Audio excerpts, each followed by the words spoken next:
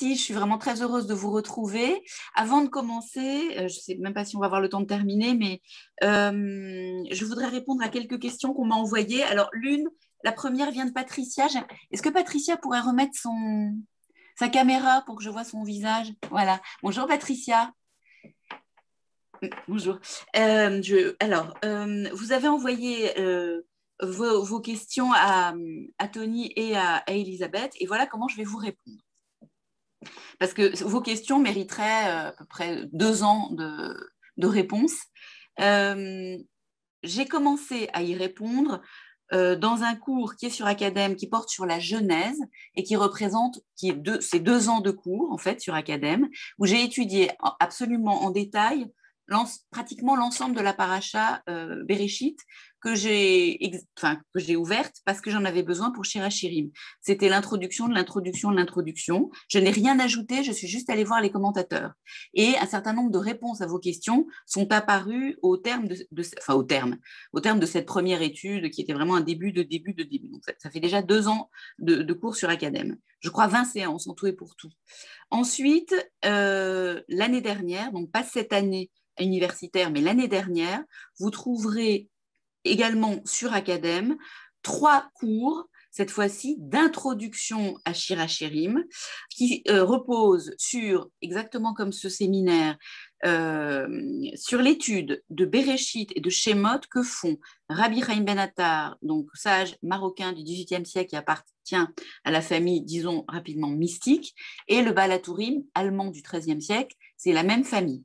Et là, de manière beaucoup plus approfondie, ce qui va évidemment m'amener à rectifier ce que j'avais dit sur Bereshit, ces questions apparaissent. Et de manière, frontale, un peu comme vous les posez. Évidemment, pas toutes, mais bon.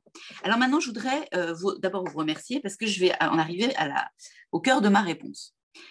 Quand j'ai commencé à travailler sur le livre… Tu peux nous donner la question, Isabelle? Alors, plein de questions. Tu peux nous rappeler la question? Alors, Patricia, vous me permettez de lire votre mail? Oui. D'accord. Donc voilà. Pour rebondir sur la proposition de Tony, mais Elisabeth m'avait envoyé le même mail. Voici une petite trace de ma réaction par rapport à la fin de votre riche intervention.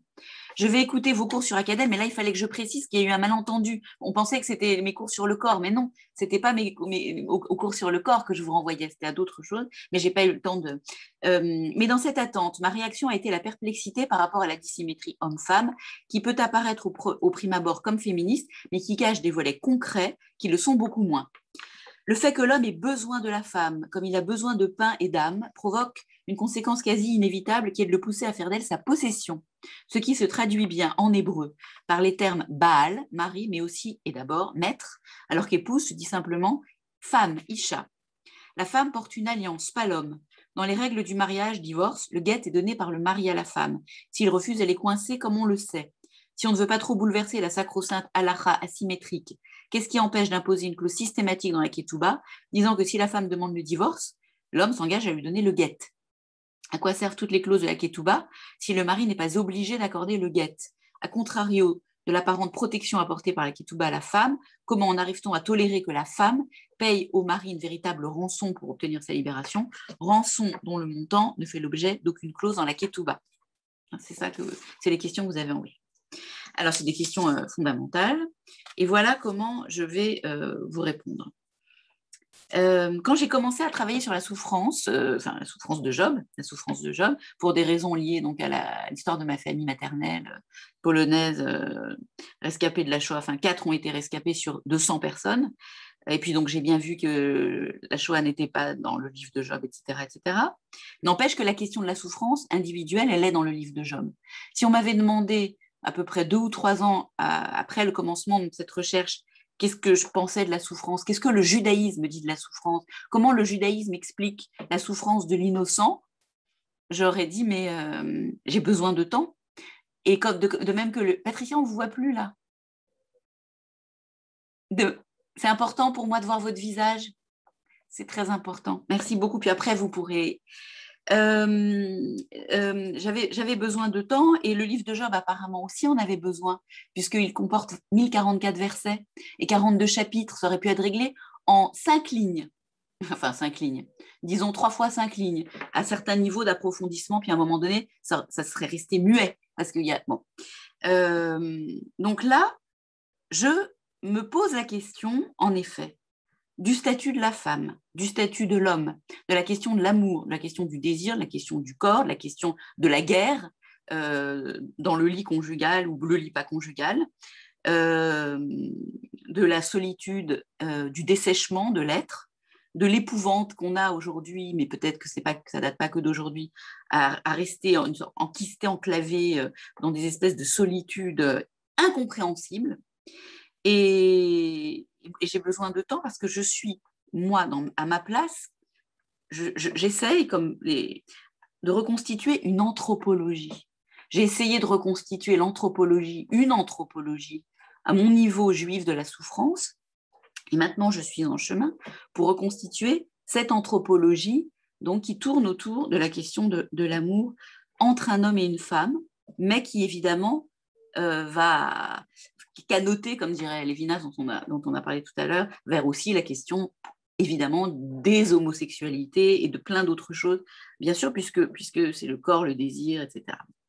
Donc ma démarche n'est pas une démarche de rabbin, mais c'est une démarche, quelle que soit la chita du dit rabbin ou de la dite rabbine, c'est la démarche d'une juive en exil d'elle-même, qui est en train de chercher. Pour Job, j'ai eu besoin de 10 ans. Je pense que pour Shir HaShirim, je vais avoir besoin de 15 ans. Et je ne vais même pas compter les années d'introduction à l'introduction à l'introduction. Donc, en toute honnêteté intellectuelle et d'être humain à être humain et de femme à femme, je ne peux que vous dire que dans ce que j'ai déjà cerné, il y a des éléments de réponse qui, moi, me paraissent extrêmement stimulants intellectuellement et rassurants aussi moralement, mais je n'ai pas du tout terminé. Voilà. C'est tout ce que je peux vous dire. Donc, à mon avis, si vous avez envie d'écouter cette recherche que moi je fais, vraiment écoutez ces cours-là, et puis après, on pourra en reparler peut-être toutes les deux avec grand plaisir, mais moi, je continue. Je ne peux pas figer une pensée qui n'est qu'un début de reconstitution de cette anthropologie juive, je ne peux pas le dire autrement. Et là, je suis vraiment dans l'école juive française. Les 5 mousquetaires là, que vous connaissez mieux que moi de l'école d'Orsay, et ensuite tous leurs successeurs, ben, et moi qui suis derrière, ben, c'est comme ça qu'on fait. Et puis on ne dira jamais c'est comme ça, même à la fin de 15 ans, même sur la souffrance, jamais vous m'entendrez dire c'est ça la réponse. C'est un certain niveau, un certain moment de recherche, voilà ce que moi je peux démontrer.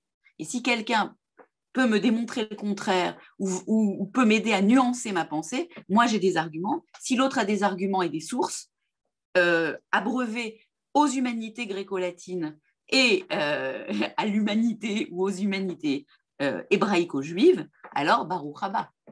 Voilà la réponse que je peux vous donner. Mais vos questions sont fondamentales et je ne les éluderai pas, évidemment. Et vous les avez très très bien formulées. Vous les avez formulées avec une espèce d'énergie qui pour moi est très importante. Je vais les garder précieusement parce qu'à un moment donné, il va bien falloir que moi aussi je dise quelque chose de ça. Mais là, je ne vais pas dire n'importe quoi. Voilà. Merci Patricia. Alors après, on avait deux autres questions que vous avez ajoutées. Donc, la première, je vais les prendre à l'envers, celle de Tony. Donc, le visage de l'autre m'oblige. Donc, puisque le Tony disait, Lévinas est là. Donc, comme je disais à Tony avant que tout le monde ne soit présent, moi, je ne m'appuie pas particulièrement sur la pensée de Lévinas parce que le panim, on le voit tout le temps dans la Bible hébraïque. Il a eu sans doute raison de mettre en exergue cette notion, Lévinas. Et donc, Tony pose la question suivante, le visage de l'autre m'oblige, mais il faut un tiers, et on trouve cette idée en particulier développée dans Totalité infinie de Lévinas. Alors, je ne vais pas répondre tout de suite, mais c'est dans la 3e partie de cette présentation sur le corps. À un moment donné, ça vient, et c'est bien que ça vienne à propos du corps, donc il faut attendre un tout petit peu, et je vais dire quelque chose là-dessus. Et puis enfin, François parlait du monisme. Alors là aussi, c'est une question très surprenante, mais très juste. Jamais j'aurais pensé à la faire surgir à ce moment-là. François dit, voilà, donc vous dites, enfin c'est pas moi, c'est Léon Ashkenazi, c'est tous les grands penseurs, très grands penseurs du judaïsme qui disent le judaïsme est un monisme absolu. Il n'y a pas de dualisme, pour le dire vite, matière et ce qui est intangible, quoi. Vous voyez, matière, esprit, neshama, tout ça. Bon. Et alors, François a dit, mais alors c'est bizarre parce que quand même, vous parlez, vous opposez souvent, ou en tout cas vous en parlez de manière, en les juxtaposant, d'un côté de la neshama, et puis d'un autre côté, alors il ne l'a pas dit comme ça, mais moi je vais le dire à ma façon, donc François il a dit plutôt le corps, etc. Moi je dirais que François a raison, mais sauf que je vais préciser la façon dont j'en parle. Il y a d'un côté la neshama, et d'un côté ce que moi j'appelle l'attelage corps-esprit. C'est-à-dire que, corps-lève, pardon, corps-lève. Il y a d'un côté, mais on en a un tout petit peu parlé, mais je n'ai pas dû insister assez. Puis là, avec votre question, ça prend une autre dimension. Pour aller vite, d'un côté, il y a notre part divine. Et notre part divine, c'est notre neshama. En sachant il y a 5 niveaux d'âme, qu'on ne va pas développer maintenant, parce qu'en plus, il y a plein de façons de les définir, chacun de ces niveaux. Les grands courants du judaïsme les définissent un peu différemment. Enfin, on s'appuie tous sur les 5 grands niveaux. La neshama, c'est le 3e niveau, mais par contre, tout le monde s'accorde pour dire que de toute façon, c'est notre part divine.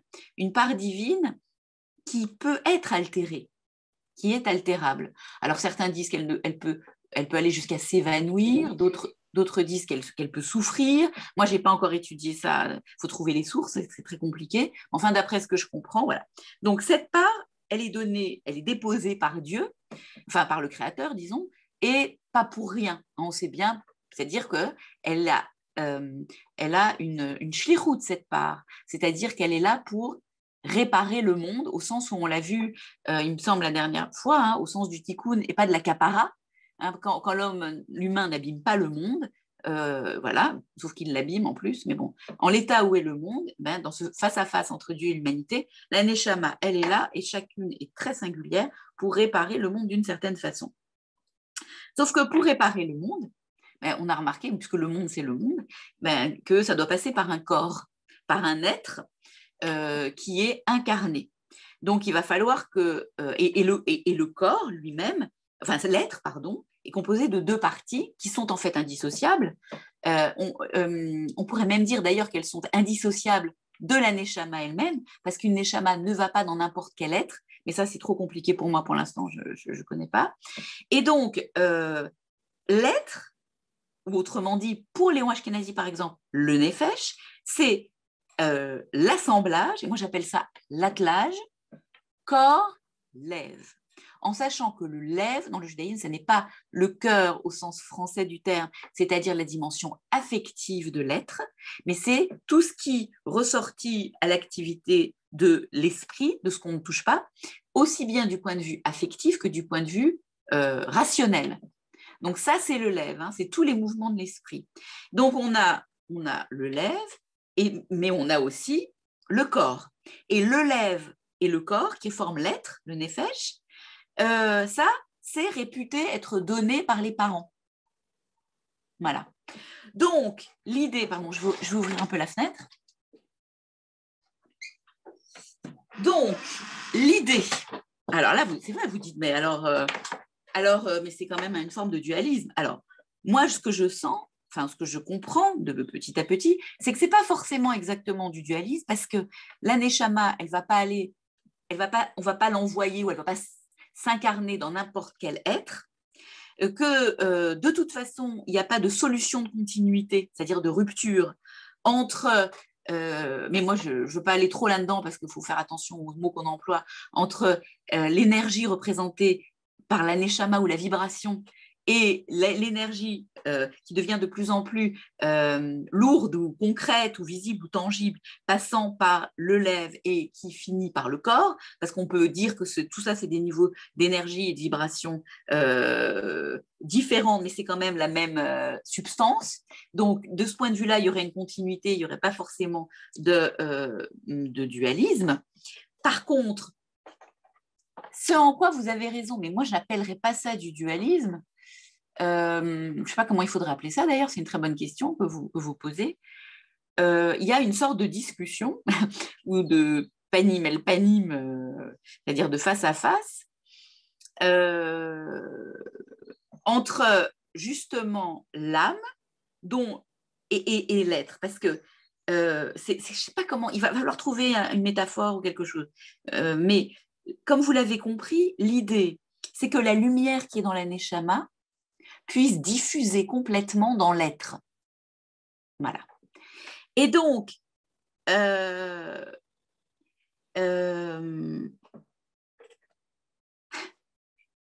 fait, tout est dans votre question, c'est-à-dire c'est précisément le fait que Dieu ait créé le monde, donc quelque chose qui puisse se toucher, qui impose la mise en place de tout un processus d'adéquation entre l'âme et l'être. Mais pourquoi appeler ça du dualisme? Vous voyez? Voilà. Vous comprenez? La notion de... enfin, à ce moment-là, tout est à la fois moniste et dualiste. C'est-à-dire qu'un homme et une femme face à face, ou deux êtres qui s'aiment, ou deux personnes qui sont dans une situation de fraternité et d'altérité, sont à la fois et dans une... comment dire, dans un état moniste et dualiste. Donc, je ne sais pas si ces catégories voilà, sont très pertinentes. Là.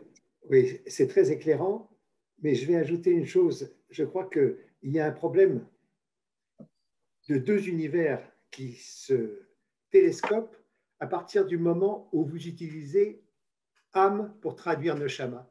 C'est-à-dire que autant je suis bien à l'aise et bien d'accord avec tout ce que vous avez dit quand on parle de neshama, autant à partir du moment où vous prononcez le mot âme, avec tout son contexte que nous connaissons venant du monde latin et chrétien, ça me met tout de suite mal à l'aise. Je comprends. Alors, comment on peut faire? Il faut employer neshama. Okay. Je pense que c'est mieux d'éviter ce terme d'âme. Pourquoi? Parce que derrière, vous avez anima, animus. Ouais. Oui. Ouais. Oui, et puis il y a tout le contexte culturel chrétien qui vient derrière. D'accord, vous avez raison. Et qui est complètement dualiste. Vous avez raison. C'est très important. Ben oui, vous avez raison. Il faudrait faire ça et il faudrait expliquer pourquoi on ne peut pas traduire. Isabelle, je peux intervenir? Bien sûr, Tony, bien sûr. C'est latéralement que je vais ajouter quelque chose.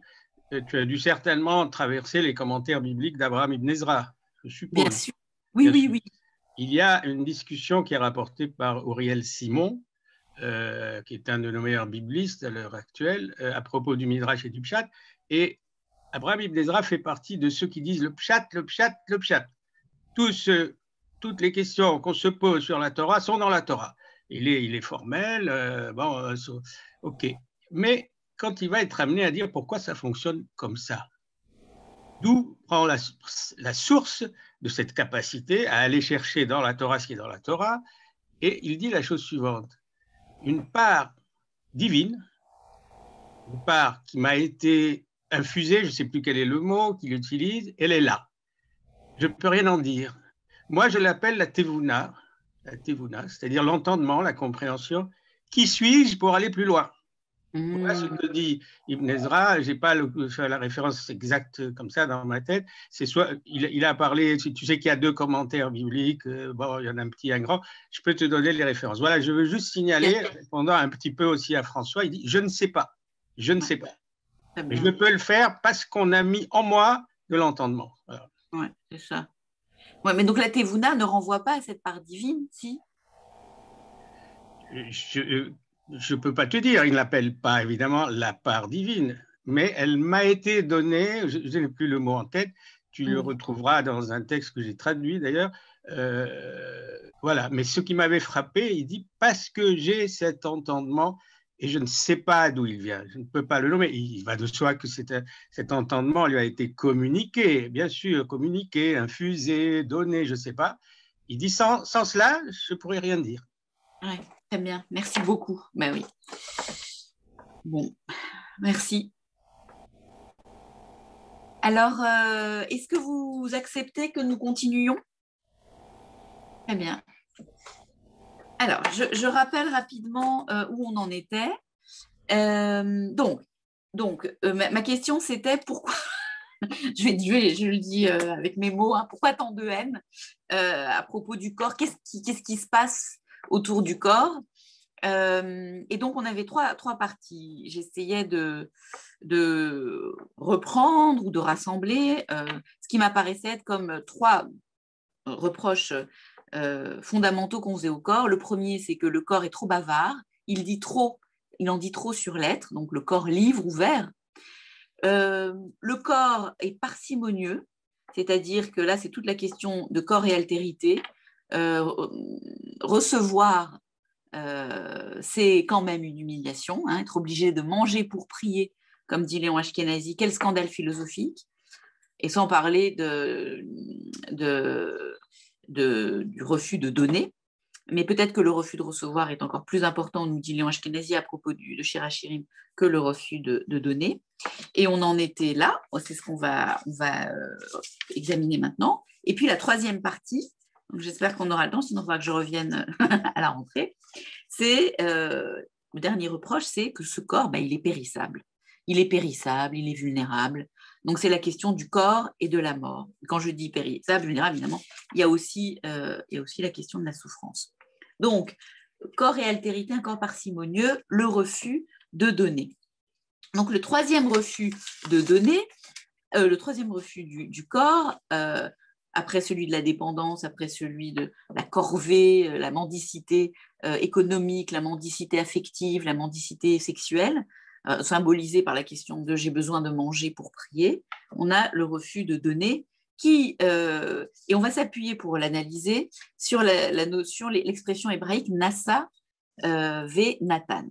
Alors, le corollaire ou le symétrique du risque de dévoration, c'est le refus de donner. Et l'expression hébraïque Nasa Venatan est très éloquente parce que ça signifie en hébreu moderne négocier, mais ça signifie aussi être en affaire, c'est-à-dire en affaire avec qui, de manière générale, avec son prochain. Hein, comme on disait au XVIIe siècle, au XVIIIe siècle, être en commerce avec. Ça ne voulait pas dire qu'on faisait des affaires, du business, mais on était voilà. Quand on regarde les deux termes qui composent cette expression, nasa, ça veut dire porter, mais ça veut dire aussi prendre, emporter et également recevoir. Comme vous le voyez, comme vous le savez, très souvent, il arrive qu'en hébreu, un même terme ait deux sens antinomiques. Et ce n'est pas pour rien d'ailleurs, c'est très intéressant. Et Nathan, ça signifie donner. Donc, Nasa, Venatan. Tout se passe comme si l'humain, était jeté, était embarqué dans la nécessité précisément de la négociation, socle et manifestation du statut de receveur, donc, et non pas de créateur.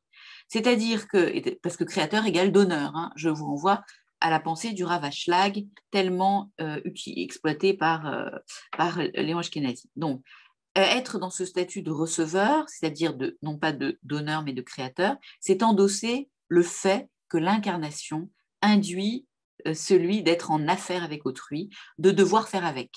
C'est l'exact contraire de la notion de bidoud ou de confinement qui sonne tellement familière maintenant à nos oreilles. Et nous avons à nouveau dans la paracha qui concerne Nadav et Avihu, qui me fascine, dont la question est traitée et dans Shmini et dans Acharemot. Donc ces deux parachutes sont très éclairantes sur précisément ce passage obligé ou ce butoir que constitue le corps dans l'accès à l'autre, parce qu'on est tout le temps en affaire avec l'autre, mais pour accéder à cet accès à l'autre, on est obligé d'en passer par le corps de l'autre.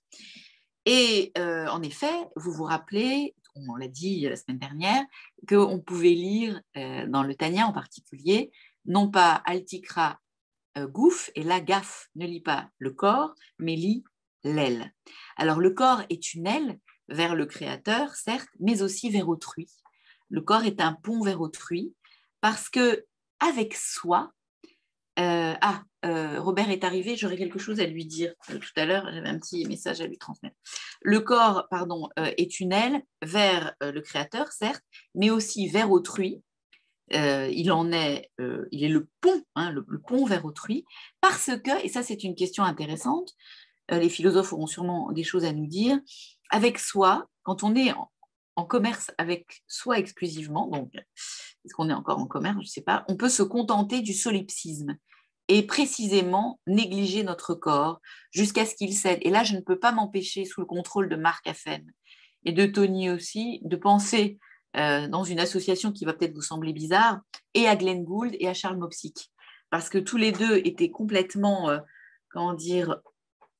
remplis, pour ne pas dire dévorés, par leur passion, l'un pour Bach en particulier, et Charles Mopsic pour le Zohar, qu'ils en oubliaient, en tout cas j'en suis sûre pour Gould, et j'ai l'impression que c'est un peu le cas aussi pour Charles Mopsic, de manger, de dormir, etc. Bon, Charles avait une épouse et des enfants, mais Glenn Gould, je ne suis pas sûre, il vivait dans un hôtel, il mangeait sur le pouce entre 3 et 4 heures du matin, après avoir passé donc 20 heures ou 22 heures sur son piano.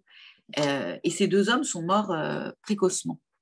Enfin voilà, donc je ne dis pas qu'ils étaient dans un solipsisme parce que c'est des hommes avec des fontaines de générosité pour nous, mais ça c'est la caricature, Gould et Mopsic pour moi, mais à nos niveaux, on peut se contenter du solipsisme, d'une discussion avec soi, et alors on peut donc du coup très facilement oublier le corps d'autrui et son propre corps. D'ailleurs, on peut se demander si le corps d'autrui, je le note d'ailleurs, n'est pas le meilleur mémo, ou meilleur moyen mnémotechnique pour se souvenir de notre corps à nous.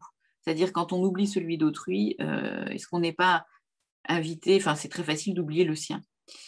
Alors je continue, donc je résume la paracha. Nadav et Avihu, lors d'une cérémonie, la cérémonie d'investiture à la prêtrise d'Aaron, et de même, 8 jours après l'inauguration du tabernacle, sont consumés par un feu pour avoir ajouté du feu au feu divin descendu pour consumer le sacrifice. Que s'est-il passé? Et nous avons une énumération de toutes les causes possibles de leur mort, qu'on trouve résumée dans le livre, un des livres d'Eliaou Dessler, et qui s'appuie sur le Midrash Rabbah et sur Tanhuma d'Acharemot. Il y en a à peu près 10. Et moi, j'en retiens 3. D'abord, ils apportent un feu profane venant de leur propre cœur. Deuxièmement, ils jouissent du spectacle de la Shrina, donc la présence divine contemplée sur le mont Sinaï. Tony, j'en ai 4. Tony nous rapporte celle que Nachmanide met en évidence sur le fait qu'ils ont apporté de l'encens et que l'encens renvoie à la valeur du din. Donc, et en fait, ça va avec très très bien avec la cause principale, enfin celle qui est la cause principale pour Maïmonide pour Manitou et pour moi-même, c'est qu'ils n'étaient pas mariés. Évidemment, j'en ai fait mes choux gras de ça. Ils n'étaient pas mariés. Donc, les causes apparentes, et après on revient vers Rabbi Chaim Ben Attar et le Baal HaTurim. Les causes apparentes, c'est qu'ils ont abandonné, c'est Rabbi Chaim Ben Attar qui dit ça, ils ont abandonné les restrictions imposées par le corps. C'est-à-dire qu'ils refusent l'incarnation par fureur d'amour pour Dieu. Certes, la ferveur est tout à fait saluée dans la civilisation juive, mais il y a un grand danger, qui est sans arrêt rappelé, à vouloir s'approcher de la source de la Shrina sur terre. Et d'ailleurs, Rabbi Chaim Ben Attar cite et Rabbi Yossi du Talmud, mais aussi Ibn Ezra. On peut en effet être intoxiqué religieusement parce que cette intoxication trouve sa source dans un désir de fusion avec le divin qu'on peut aussi définir comme étant un désir d'union mystique individuelle avec le divin. Cette tentation de l'union mystique est catégoriquement proscrite par le judaïsme. Elle est d'autant plus catégoriquement proscrite que c'est évidemment une tendance lourde que nous avons, parce que sinon ce ne serait pas autant interdit. Et c'est la raison pour laquelle le minyan, en tout cas pour des hommes, et ce serait intéressant de voir pourquoi il n'y a pas de minyan pour les femmes, est une condition, la condition de la prière. C'est aussi la raison pour laquelle la prière, elle est définie à l'avance.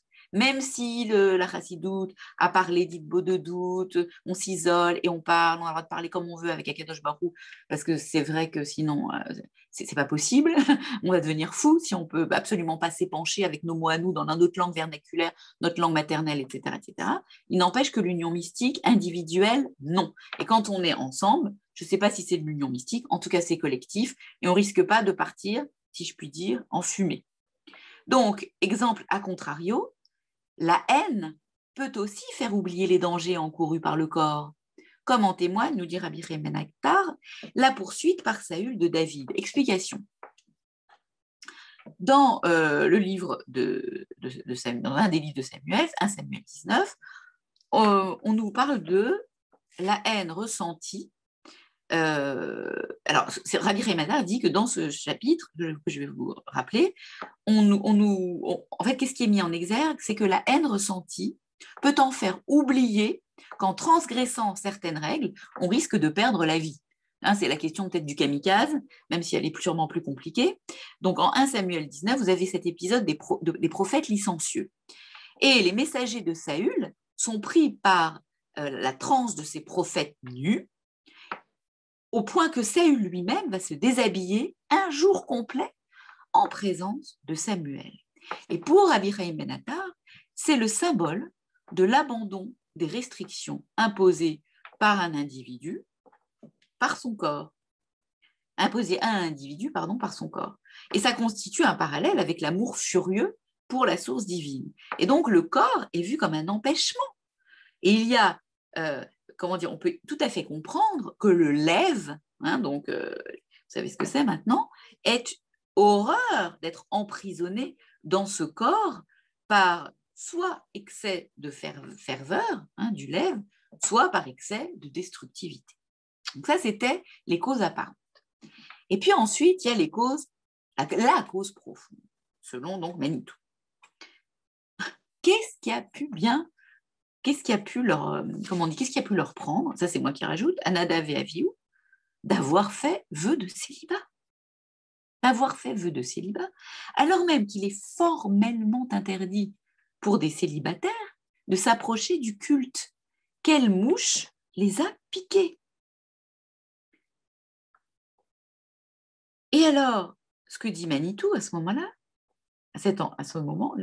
c'est qu'ils ne savent pas ce qu'est l'amour. Comment peuvent-ils prétendre aimer Dieu? Ils considèrent Dieu comme leur épouse alors qu'ils n'en ont pas. Or, c'est totalement trahir le projet divin, puisque vous savez peut-être comment Léon Ashkenazi lit à haute voix Ve'afta l'erecha, et je vous le rappelle parce que c'est tellement beau qu'on pourrait le rappeler presque à la fin de chaque page. Alors normalement on lit comme ça, j'adore faire ça.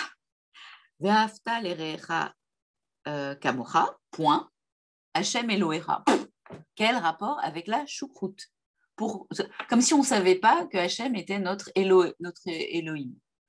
Quel est le lien sémantique entre les deux propositions? Alors, Léon Ashkenazi dit non, c'est pas comme ça qu'il faut lire. Il faut lire Ve'ahavta l'erecha, point, kamocha Hashem Elohecha.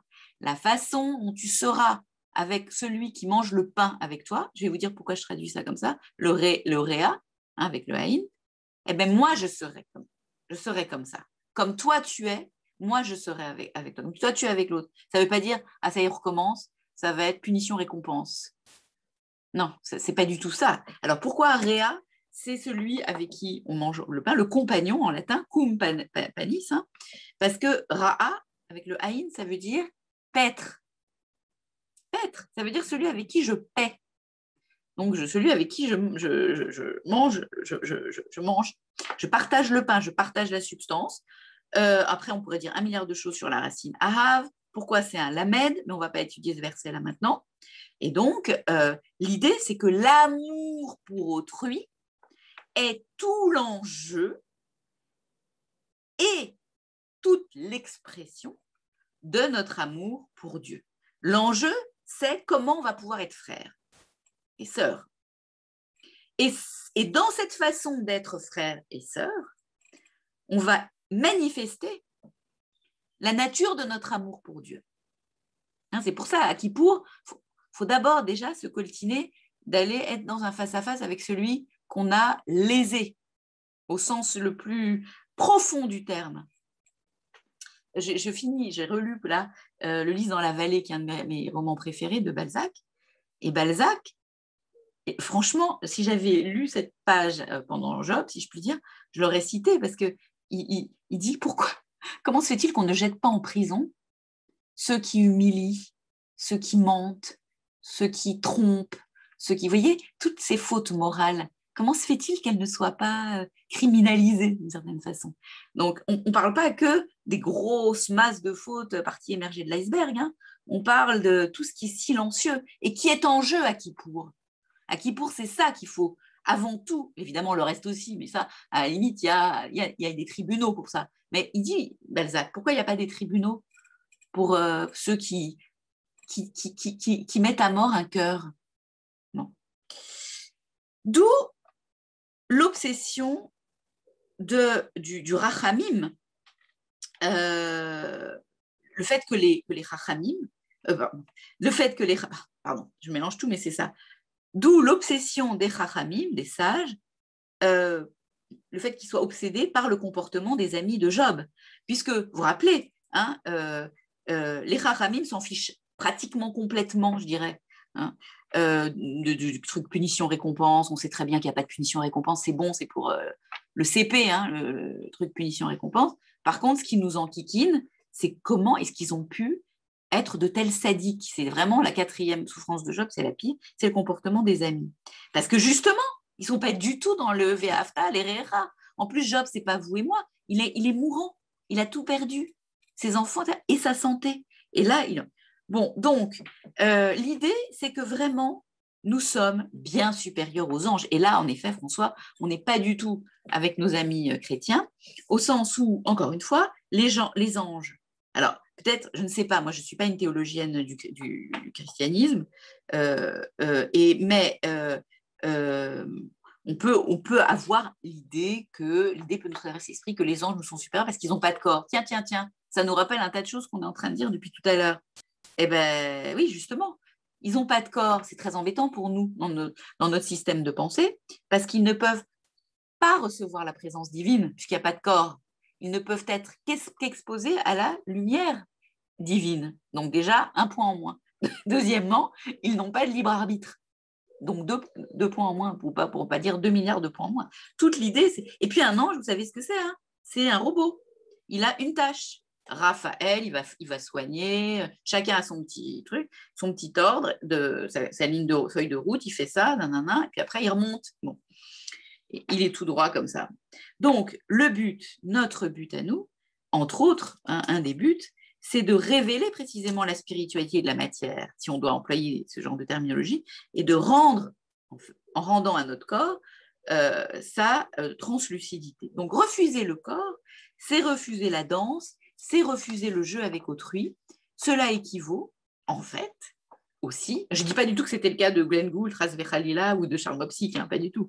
Mais cela équivaut à nous qui ne sommes pas dans cette générosité de l'artiste qui donne tout, ou du penseur, du raham qui donne tout, mais à nos niveaux, à nous, cela équivaut à refuser autrui et à l'ignorer.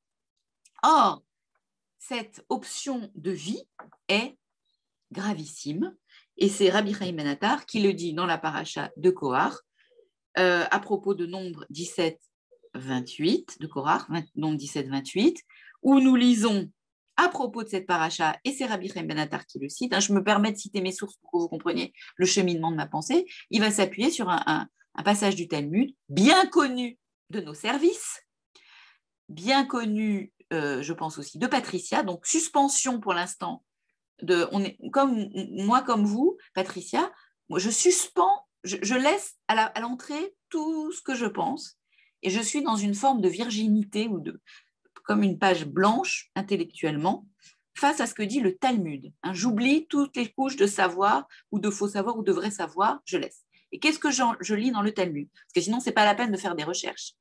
J'ai vu aussi pour Job, je suis arrivée avec tous mes préjugés, plein de préjugés, mais le bonheur, c'était, il se lyophilisait mes préjugés. Bon. C'est ça, c'est encore plus intéressant que de lire un roman policier. Donc, qu'est-ce que je lis dans le Talmud? Un homme sans femme est considéré comme mort. Oui, je ne vais pas lire une femme sans homme est considérée comme morte. Je lis un homme sans femme est considéré comme mort. Donc, ça va m'intéresser de lire ça, et je vais déjà commencer par écouter ce que dit Rabbi Chaim Ben Attar. En effet, au chapitre 17-28 du livre des Nombres, nous lisons « Quiconque s'approche de la demeure du tétragramme, Mishkan Hachem, mourra. » Et ça continue « Avons-nous fini d'agoniser » Haïm, Tamnu, Ligvot. Donc, franchement, moi, évidemment, ça va beaucoup m'intéresser parce que je me rappelle que dans le livre de Job, il y a ce mot Gava qui signifie agoniser, puisque Job passe son temps à agoniser, à rapprocher de Job 6.13. En Ezrati bi, Vetushia, non, c'était pas c'est Tushia, pardon, Nitra mimeno. Mon aide n'est-elle pas en moi? L'intelligence s'est-elle éloignée de moi? Alors, je ne vais pas reprendre l'explication qu'il y avait dans Job, mais par contre, Ezer, c'est sûr que ça renvoie à Genèse 2.18. Ezer kenegdo. Donc, ça va beaucoup vous intéresser ce que j'ai fait sur Bereshit, parce que c'est une aide kenegdo, comme contre lui, comme, c'est pour de faux. Elle n'est pas vraiment contre, d'ailleurs, l'un pour l'autre, l'homme pour la femme ou la femme pour l'homme. C'est comme si elle était contre. C'est la contradictrice ou le contradicteur. Dans un couple, si je puis dire, on est payé, entre autres choses, pour être le contradicteur de l'autre. On n'est pas là pour être complaisant. On n'est pas là non plus pour jouer à la maîtresse d'école, au maître d'école, avec le petit fouet, etc., faire des reproches en permanence et à juger, etc. Mais on est, oui, en miroir, et un miroir un peu grossissant, par contre. Donc, ça veut dire quoi? Si on reprend cet enchaînement de sources, c'est que si ça renvoie à Ezer, eh ben celui qui est l'homme sans femme est considéré comme mort, il est auto-marié, c'est-à-dire que son Ezer, il est en lui. Et Tushia, nous dit toujours Rabbi Chaim Ben Attar, en s'appuyant sur Rashi, qui cite les proverbes et les Pirkei Avot, Tushia, pour aller très très vite, ça renvoie à la Torah. Donc, alors là, moi, ça m'intéresse. Là du coup, ça me réveille, si je puis dire, parce que je ne m'attendais pas du tout à ça, justement parce que je suis dans une forme de suspension d'incrédulité ou de comment dire, préjugé. Un homme sans femme, CQFD, éloigne de lui la possibilité de l'accès à la Torah. Je ne sais pas ce que ça veut dire. Ne me demandez pas ce que ça veut dire. Je suis comme vous, j'avance pas à pas. Après, on verra. Ça veut donc, et c'est en cela qu'il est considéré comme mort. Ou, Isabelle avec Job, si je puis dire, agonisant. Ou agonisant. Bon. Pourquoi? Et là, Rabbi Chaim Ben Attar va s'appuyer sur encore un passage du Talmud, Yebamot 62b. On n'avance pas à pas. Un homme non marié ne peut atteindre la grandeur en Torah. Donc moi, là, pardon, je mets mon petit grain de sel et ça me fait plaisir de citer subitement, je pense, à Im en kemach en Torah. Vous vous rappelez, sans farine, tu ne peux pas étudier. Hein, des primum muere, des inde philosophare. D'abord vivre, manger, ensuite philosopher. Donc moi, j'ai envie de plagier ce verset, enfin ce passage du Talmud et dire Im en isha en Torah. D'ailleurs, on revient à ce qu'on avait dit précédemment, lechem, kemar, isha. Mais c'est lié à la Torah. D'ailleurs, en effet, kemar, ça renvoie au pain, ça en est le substrat, et la femme est comparée au pain dans le cycle de Joseph. Dans le cycle de Joseph. C'est comme des pièces d'un puzzle. Mais, donc, ça va plus loin encore. À partir de Ecclésiaste 9.9, nous lisons « Profite de la vie avec la femme que tu aimes ». Je fais une petite digression, puisqu'après tout, on a le temps, on n'a qu'à rajouter des séances l'année prochaine. Je ne vois pas pourquoi on se priverait de faire des digressions. J'en profite, justement. Manitou dit, en s'appuyant sur « il ne cite pas sa source », la chose suivante, ça doit être dans le Talmud, je pense, qu'il le dit à plusieurs reprises, que quand on sera devant le Créateur, je ne sais pas quand c'est, ne me demandez pas, on devra rendre compte, écoutez bien, de tous les plaisirs qu'on s'est interdits alors qu'ils étaient permis. Parce que quand les gens connaissent bien la halakha, j'ai dit connaissent bien la halakha, ce qui n'est pas mon cas, on s'aperçoit qu'elle fait preuve d'une souplesse pratiquement absolue. Alors évidemment, nos ennemis peuvent dire « ouais, de toute façon, les Juifs, ils jouent sur les mots, finalement, tout est permis ». Pas du tout. Nous, ce qu'on veut, c'est juste que l'humain reste vivant, qu'il ait envie de se lever le matin, qu'il soit ni en dépression, ni qu'il soit suicidaire ou destructeur. Donc, en fait, il y a tellement de choses qu'on a le droit de faire pour rester en vie. Parce que finalement, la situation du pikuach nefesh symbolique, elle se présente très souvent. Le pikuach nefesh, c'est sauvetage de vie. On est vraiment... c'est presque ce serait de la non-assistance à soi-même en danger. Donc, c'est vrai que ce verset d'Ecclésiaste, ça peut être tout à fait « profite de la vie ». Et tu sais quoi? Tu vas en profiter beaucoup mieux avec une femme que tu aimes. D'ailleurs, la femme que tu aimes, il peut y en avoir plusieurs dans une vie donnée, mais quand même pas 1 milliard, 2 ou 3, d'après ce que je comprends, ou même peut-être plus, ou pareil pour les hommes. Donc, profite de la vie. Tu vas profiter encore mieux avec la femme que tu aimes, mais profite de la vie. Donc, c'est ça que je retiens. Et donc, que nous dit Yebamot à propos, cité par Rabbi Remenatar à propos de ce verset? Re'e Chaim im, alors c'est le verset im isha ahafta kol yeme chayecha. Re'e. Donc l'idée, c'est qu'un homme sans femme est sans vie. Donc c'est comme mort mais sans vie. On le trouve aussi dans Kohelet Rabbah 9.9. Et là, pardon, mais c'est un enchaînement de citations. En Kiddushin 30b, on nous explique que le mot femme dans ce verset, c'est l'épouse, mais c'est aussi la Torah. Ça recommence. Confirmation. On est encerclé. C'est-à-dire qu'il y a une équivalence tout le temps entre la femme et la Torah.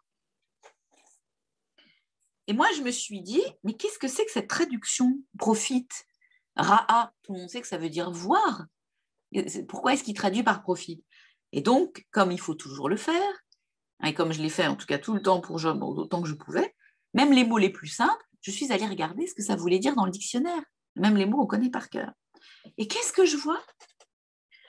C'est le cas de le dire, que Ra'a, ça veut dire voir, mais ça veut aussi dire choisir.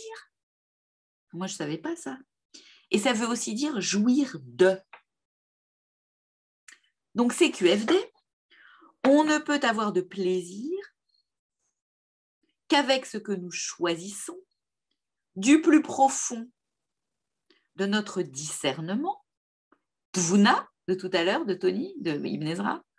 Tvuna, c'est la racine bin. Bina, ben, bin.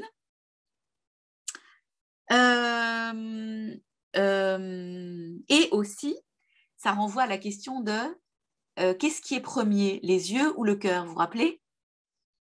Hein, quand on voit, est-ce qu'on va regarder les millefeuilles dans la vitrine du boulanger parce que les millefeuilles sont tellement là, gros, etc., ou bien ils sont milieux, ou est-ce que c'est parce qu'on aime les millefeuilles que notre regard va se porter sur les millefeuilles? Je vous donne la réponse, c'est les yeux suivent le cœur. C'est pas le cœur suit les yeux. Oh, vite, vite, il faut absolument que les femmes soient dans des burqas, parce que sinon, ils vont pas pouvoir résister à la tentation de nous violer les uns ou les autres, burqa ou n'importe quoi, ou n'importe quoi. Voilà. Je prends la burqa parce qu'on en parle beaucoup en ce moment. C'est parce que dans le lève du sujet, il y a une aimantation vers que, voilà. Bon. Du plus profond de notre discernement. Et n'oubliez pas que choisir, ça se dit aussi léguer. Et que léguer, en latin, ça veut dire aussi lire. Donc, comment peut-on choisir sans savoir lire? Ça renvoie à toute la question qu'on avait soulevée la dernière fois entre Torah orale et Torah écrite. C'est la Torah orale qui nous apprend à lire. Bref, tout est dans tout et réciproquement quand on étudie la Torah justement avec discernement. Voir et choisir quoi? Choisir la femme à aimer. C'est, si je puis dire, l'autoroute vers le plaisir et dans quelle modalité de plaisir? Kol yemei chayecha, toute sa vie. S'il n'y a pas de substituabilité, si c'est cette femme-là et pas une autre, alors on a tout pour que ça dure toute la vie. Hein, ça ne va pas être, on va changer toutes les 5 minutes. Par contre, c'est un travail. Mais ça, ce n'est pas dans notre leçon. Donc, un homme sans femme est considéré comme mort parce qu'il ne peut pas accéder à l'étude de la Torah. Ça veut donc dire que la femme rend vivante la Torah et l'ouvre à l'homme. A contrario, je vais vous faire une confidence. De toute façon, l'enregistrement, il est que, plus ou moins que pour nous. Quand j'ai commencé mon étude sur Job, en parallèle, je me plongeais plus dans la Chassidut, le Tanya en particulier. Et l'étude du Tanya m'a un peu électrisée comme ça, et je me suis mise à manger cachère plus sérieusement. Mais croyez-moi, si vous voulez, de toute façon, personne ne me paye. Je ne suis pas obligée de vous dire ça, mais j'ai envie de le partager avec vous. Dans la semaine qui a suivi, où j'ai mangé cachère plus sérieusement et j'ai arrêté de travailler le Shabbat, c'est-à-dire de faire mes recherches, ce qui était pour moi une grande perte, parce que ça me faisait une journée complète de recherche en moins. C'était épouvantable, puisque je travaille à temps plein, j'ai que le soir, le week-end et les vacances. Et bien à ce moment-là, ça a rendu le texte de Job et de tout ce que je lisais dans la Torah, la paracha de la semaine, ça, vivant. Le texte est devenu vivant. C'est comme si j'étais jetée dans le texte. Donc, je ne sais pas comment ça marche. Et donc, il y a eu une espèce de synergie entre mon corps et mon étude. Donc, je peux comprendre, à contrario, ou je ne sais pas comment, ario, que la femme rende vivante la Torah et l'ouvre à l'homme. Vous voyez, c'est un circuit. Bon. Et la particularité de cette complicité, de cette ravruta bien particulière que constitue la ravruta conjugale, ou la ravruta d'amour dans ses différentes modalités, en tout cas d'amour, c'est la danse des corps. C'est ça la différence, le manishtana entre une relation d'amour et toutes les autres relations de fraternité, sororité, c'est la danse des corps, quand même, si besoin en était de le rappeler, à une époque où on n'a plus le droit ni de manger, ni de boire, ni de fumer, ni on n'a plus rien le droit de faire, plus rien. Il faut absolument, pardon, j'ai rien contre les végétariens, mais il y a quand même quelque chose là, à nouveau, à garder en tête. On se demande, et il y a des trucs qu'on n'a plus le droit de dire non plus. Enfin, on va même bientôt, il y a des œuvres d'art qu'on ne va plus avoir le droit de lire ou de regarder au cinéma. Mais que se passe-t-il? Que se passe-t-il? C'est peut-être tout simplement une forme d'ascétisme radical qui vise à éradiquer tout désir sur Terre. Peut-être. Peut-être que c'est ça qui se cache derrière tout ça. Alors, il y a sûrement une racine de vrai derrière ces paroles extrêmes. Et peut-être qu'il fallait cette violence pour que... Mais restons quand même... concentrer sur les priorités. Les priorités, c'est la vie et le fait d'endosser l'incarnation. Donc, pour être avec cette femme, pour pouvoir la choisir, etc., comme on a dit, il y a 2 conditions. Il faut être capable de la voir. Et puis, une fois qu'on la voit, qu'elle est là, cette femme, ou l'homme, là, on parle de la femme, il faut avoir la force de la choisir. Et on sera les bénéficiaires de 2 conséquences, quand même pas des moindres. Le vrai plaisir, et Manitou explique que la conscience, mais les psychanalystes, tout le monde, les philosophes, la conscience se nourrit de plaisir. Et la 2e conséquence, c'est la durée. Bon. Donc, avec tout ça, maintenant on comprend on est d'autant plus surpris que Nadav et Avihu pensaient pouvoir s'approcher de la demeure divine. Vous voyez, voilà. Donc, je finis et je vous donne la parole. Donc, je finis. Pour en revenir donc, à Nadav et Avihu. C'est pourquoi, et conclure, l'un des plus impérieux, car dicté à Moïse par Dieu à l'égard d'Aaron, vous allez voir de quoi il s'agit, l'un des plus impérieux et paradoxal ou énigmatique devoirs de fraternité, c'est de rappeler à autrui, c'est pour ça que j'ai fait le petit flash sur on n'a plus le droit de boire de vin, on n'a plus le droit de fumer, on n'a plus le droit de regarder je ne sais plus quel film, on n'a plus le droit de lire, mais peut-être il y a des chefs-d'œuvre de la littérature française qu'on ne va plus avoir le droit de lire bientôt. Je ne sais pas, il n'y a pas eu des articles là-dessus que... Non mais... Alors, donc, c'est le devoir, un des devoirs, les plus impérieux devoirs de fraternité, c'est de rappeler à autrui ses devoirs, les devoirs qu'il doit à son propre corps, tout le contraire de ce à quoi on assiste aujourd'hui, et de l'aider à y accéder. En effet, et ça c'est une définition de la fraternité, qu'est-ce que tu fais de ton corps? Il est où ton corps?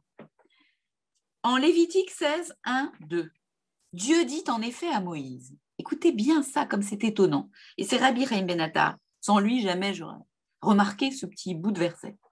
Il dit à Moïse d'avertir Aaron de ne pas entrer à toute heure dans le tabernacle. Et il lui dit comment il peut y entrer, après quelle préparation, à quelles conditions, s'il ne veut pas quoi, encourir la mort. Ce qui est frappant, nous dit Rabbi Chaim Ben Attar, avec toute sa tendresse qu'on ressent quand on lit son commentaire, c'est que Dieu dit, parle à Aaron, ton frère, comme si Moïse ne savait pas qu'Aaron était son frère. Donc, évidemment, c'était ça l'important. C'est cela se comporter en frère.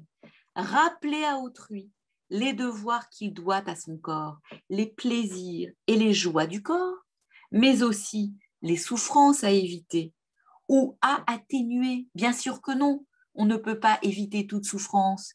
Bien sûr que si, il faut chercher à les atténuer au maximum. Évidemment que le judaïsme n'est pas un dolorisme et un plaidoyer pour la souffrance qui nous aide si tu ne te tues pas, ne te rend plus fort et si tu as telle souffrance et que tu peux les supporter et que tu as tout ce qu'il faut pour les surmonter, tout ça. Bien sûr que non, le but c'est d'éviter les souffrances et de les atténuer et d'aller vers le maximum de plaisir. Encore faut-il définir le plaisir et comprendre que c'est pas le plaisir et la jouissance, c'est pas la même chose. Donc, rappeler à autrui tout ça, c'est se comporter en frère. Donc, or, ces plaisirs et ces joies du corps, elles ne peuvent passer que précisément par le commerce, le nasa venatan avec autrui, c'est-à-dire par le détour par autrui. Donc, autrui, il est quoi en fait? Il est le but, la fraternité, c'est le but, et mon corps en est le moyen. Le but, c'est de mettre au service d'autrui notre corps. Et ça, on l'illustre magnifiquement au début du livre de Job. Quand les 3 amis font acte de pure présence lors du deuil de Job, là, ils sont magnifiques, encore une fois. Ce sont des modèles de fraternité, sans parole. C'est juste l'offrande du corps qu'ils apportent. Et donc, je dis toujours, je traduis mot à mot, enfin littéralement, ils opinent du chef comme ça, hein, ils disent rien, tout est sur leur visage et dans leur corps, ce geste du corps qui se penche vers le corps de l'autre, qui veut abriter le corps de l'autre, hein, c'est comme une arche autour de Job. Et donc, et là encore, on voit la délicatesse, c'est-à-dire que on dit même pas ils l'ont pris dans ses bras. Bien sûr, bien sûr qu'on prend dans les bras, mais parfois l'autre est dans une telle souffrance qu'il supporterait même pas le contact. On sent bien que c'est électrique. Donc, c'est pas le faire corps avec, mais c'est une façon d'apporter son corps. Voilà. Donc la transition, c'est que, or, si c'est bien l'incarnation qui génère la possibilité du mal, c'est-à-dire de la destructivité, parce que l'incarnation fait surgir le circuit économique, c'est le lève qui manipule le corps, c'est l'esprit qui manipule le corps, c'est-à-dire l'esprit au sens affectif et pseudo-rationnel, ou parfois rationnel, parce qu'il faut aller voir ce qu'on va chercher dans la rationalité. Dans la paracha Ki-Tetsé, donc Deutéronome 21-25, qui rapporte les lois de la vie sociale et familiale sur les premiers-nés, les conversions, le divorce, les viras, etc., et qui rappelle l'attaque sournoise d'Amalek, vous avez Rabbi Chaim Ben Attar qui s'arrête sur le verset 21, 10, 11. Quand je dis 21, 10, 11, ça veut dire chapitre 21, verset 10 à 11, soit vous avez compris. Pourquoi un soldat a le droit d'épouser? Alors, là aussi, suspension d'incrédulité, je laisse mes préjugés ou parfois mes colères, les miennes, j'en ai plein, à l'entrée.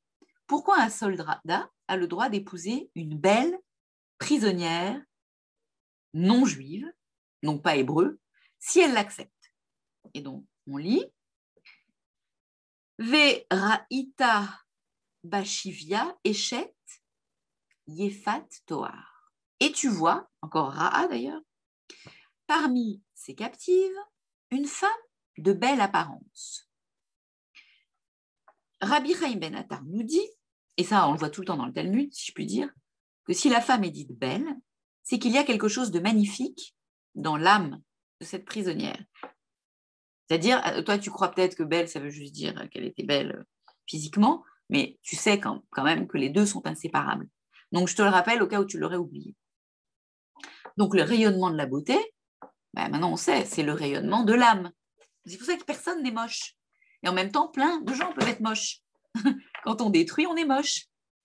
Et quand on ne détruit pas, ou en tout cas, on est complètement paniqué à l'idée d'abîmer le monde, ben, on commence à être beau.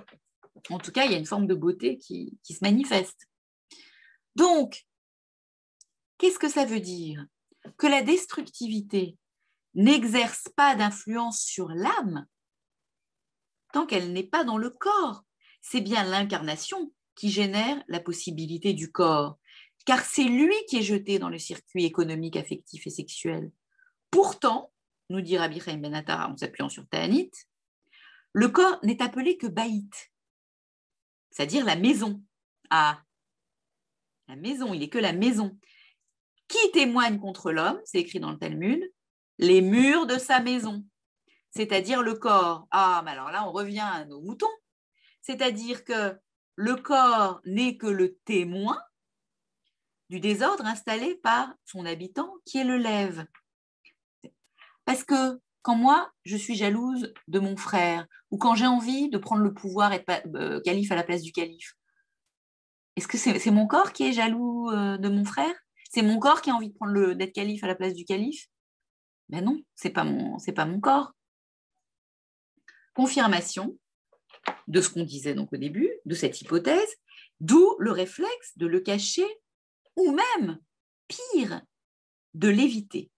Et ce dualisme est bien arrangeant, ce dualisme est bien accommodant. Et voilà, à vous de me poser des questions, de faire des remarques, et je referme la fenêtre.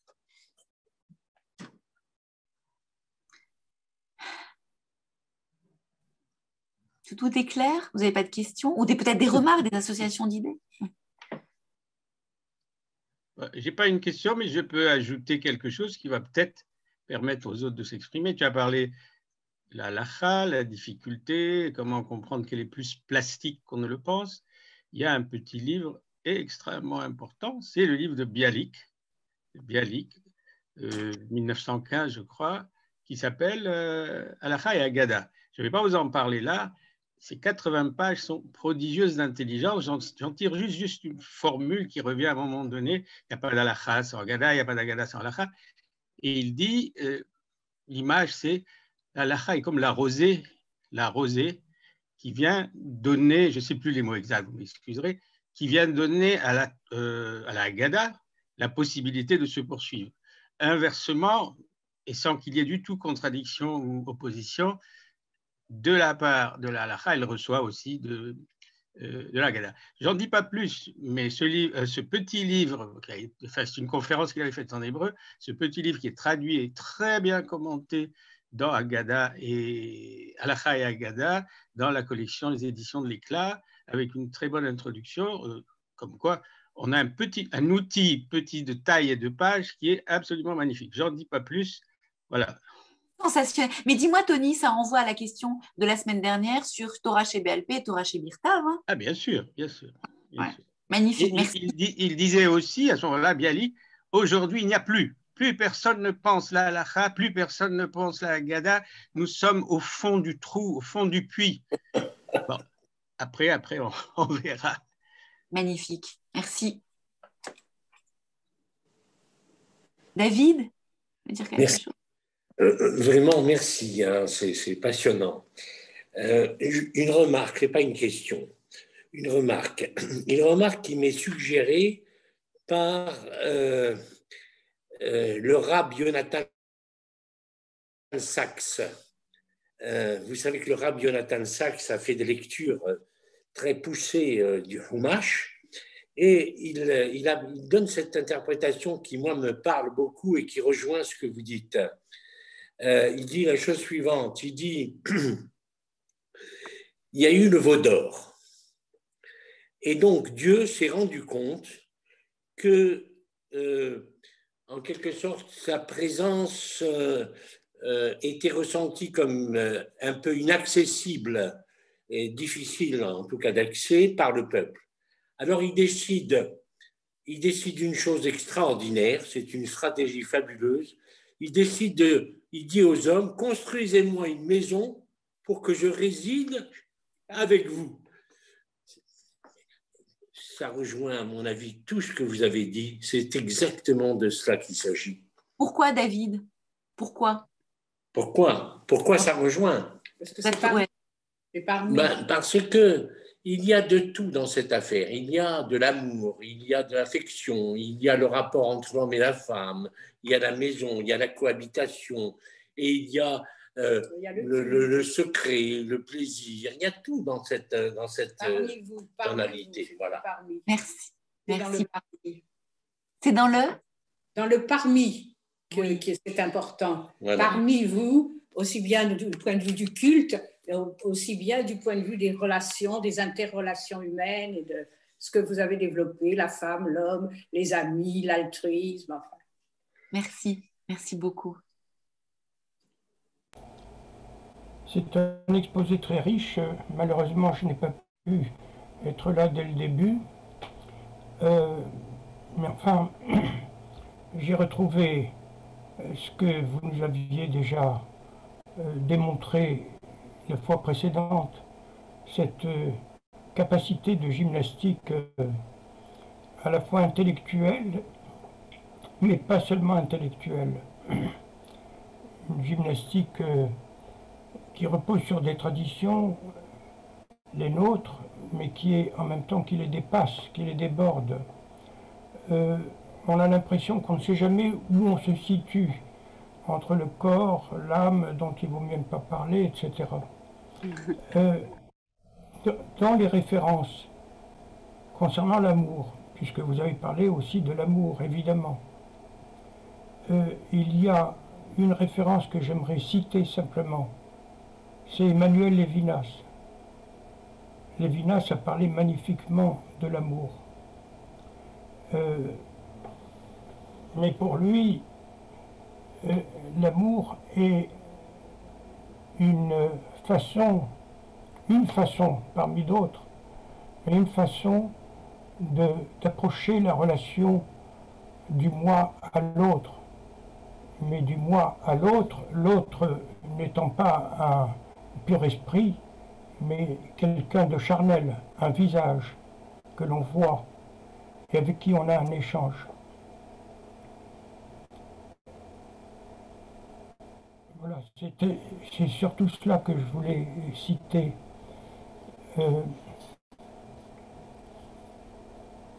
Il y aura encore beaucoup d'autres choses à dire, mais enfin, il faudrait que je réunisse mes esprits pour suivre votre gymnastique. Voilà, je m'arrête là. Merci Robert. Enfin, je pense que il va falloir quand même que je recommence à lire un peu Lévinas, parce que là, voilà, Tony et Robert qui me reparlent de Lévinas. Bon, il y a sûrement encore beaucoup de choses à... Est-ce que Lévinas citait ses sources, à part citer directement le Talmud? Je me rappelle plus, Tony, ça fait tellement longtemps. Ah, t'as ton micro? T'as ton micro?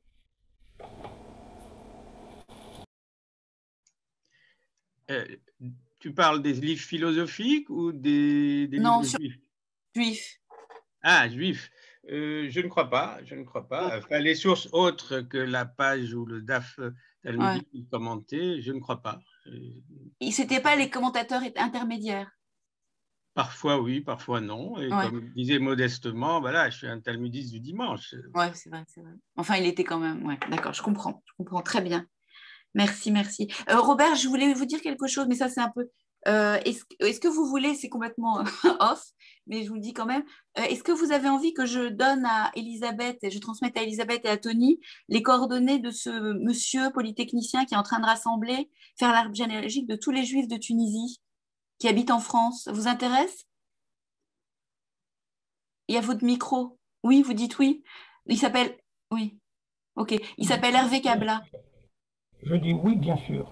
Très bien. Donc, je me permettrai d'envoyer à Elisabeth et à Tony les coordonnées. Bon. Alors, là maintenant, c'est notre dernière partie. Donc c'est la question du corps et de la mort, un corps périssable, un corps vulnérable. C'est le troisième grand reproche fait au corps. Le seul combat légitime et nécessaire, parce que aussi, ce qu'on montre quand même, ce qu'on voit, c'est que les deux premiers combats ne sont pas du tout légitimes. Hein, le corps parle, ben oui. Le corps est parcimonieux, mais il faut comprendre pourquoi. Enfin, il faut l'aider à l'être moins, et c'est tout l'enjeu du judaïsme. Par contre, la mort, donc le corps qui meurt ou le corps qui souffre, et, j'ajoute, le corps effacé, par exemple par l'adultère, là, évidemment, il faut absolument, on est vent debout. Donc, c'est le seul combat légitime et nécessaire, c'est celui-ci, hein, le combat contre le corps et la mort. Et là, on a trois parties. La première, on va essayer de se demander ce qu'est être mort, symboliquement en tout cas. Et puis, deux parties qui se répondent.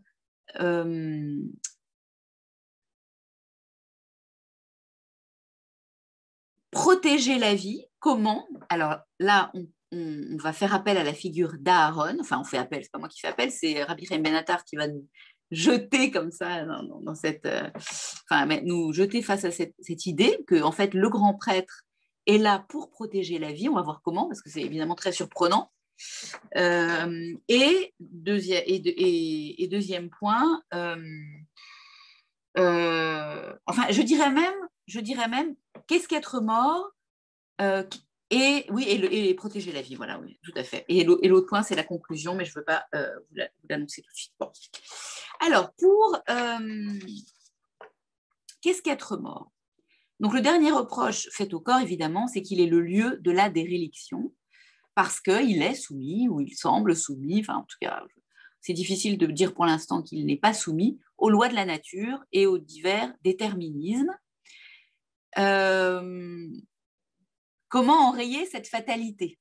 enrayer, reporter, voilà. Donc, notre première question, c'est déjà, essayons de savoir ce que c'est qu'être mort.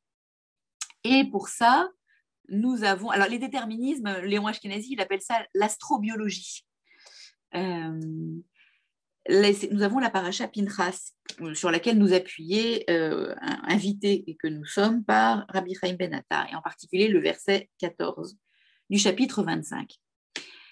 À partir d'une réflexion sur le nom, N-O-M, Rabbi Chaim Ben Attar va nous proposer la définition de ce qu'est être mort. Vous connaissez très bien cette paracha, et en particulier l'histoire de Pinchas, qui tue un couple composé de Cosbi, la Madianite, et de Zimri, de la tribu de Siméon, qui a des relations sexuelles en public. Et nous lisons au verset 14, où Shem Ish Israël Hamouké Asher Huka. Et le nom de l'homme d'Israël, frappé, je traduis comme Chouraki, frappé par lui. En Bereshit, non pas en Bereshit, en Brachot 18, on nous dit justement cette phrase étonnante qui réapparaît à d'autres endroits, que les destructeurs sont considérés comme morts. Les destructeurs sont considérés comme morts, alors pourquoi? Parce que ça, voilà, la phrase, on la voit souvent, elle est citée souvent, personne n'explique. Alors on est là, chacun en train de faire son petit midrash personnel. Donc, on sent bien qu'il y a quelque chose de juste. Et là, Rabbi Chaim Ben Attar commence à expliquer. Il va reprendre l'explication à différents moments. D'abord, on peut dire qu'ils sont considérés comme morts, de manière générale, parce que le pouvoir de la destructivité, qui est un autre mot pour le pouvoir de la mort, ou pour le pouvoir de Thanatos, s'accroche déjà à eux.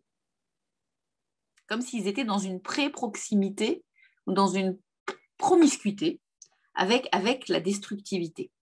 Rabbi Chaim Ben Attar rappelle que le nom par lequel les gens sont connus est celui de leur âme, ou renvoie à leur essence, nishmatique. Ah oui, alors on ne peut plus employer le mot âme, mais bon, il faut que je m'habitue. Donc, dans Neshama. Or, une Neshama est blessée ou abîmée par les erreurs de son porteur, car la destructivité y est accrochée. C'est comme s'il y avait une espèce de délétarité, quelque chose de délétère dans l'attelage, c'est-à-dire l'ensemble corps-lèvre, tout le temps en train de vouloir prendre, tout le temps en train de vouloir léser autrui symboliquement, en tout cas déjà symboliquement, et puis ça finit par imprégner l'âme. C'est comme quand on est entouré de gens qui font du lachon hara, vous connaissez le pouvoir de la langue, le pouvoir des mots. Même quand on sait que c'est horrible de faire ça, parce qu'on tue avec des mots. On peut donner la vie, mais on peut tuer avec des mots. La psychanalyse dit la même chose que le judaïsme. Et c'est dit, au bout de 5 minutes, on s'aperçoit qu'on a du mal à lutter. Je ne sais pas si vous avez remarqué, moi la première en tout cas, même quand je n'ai pas envie ni d'écouter, pourquoi j'écoute, pourquoi je reste, pourquoi je ne pars pas déjà. Et puis après, au début, je contredis tout ça. Puis au bout d'un moment, je finis par écouter. Et après, il peut m'arriver même d'ajouter un peu d'eau au moulin. Donc c'est exactement, à mon avis, le même mécanisme. Donc là, mais elle finit par être imprégnée, enfin, les Neshama. En Proverbe 18, nous lisons le nom du destructeur pourrira.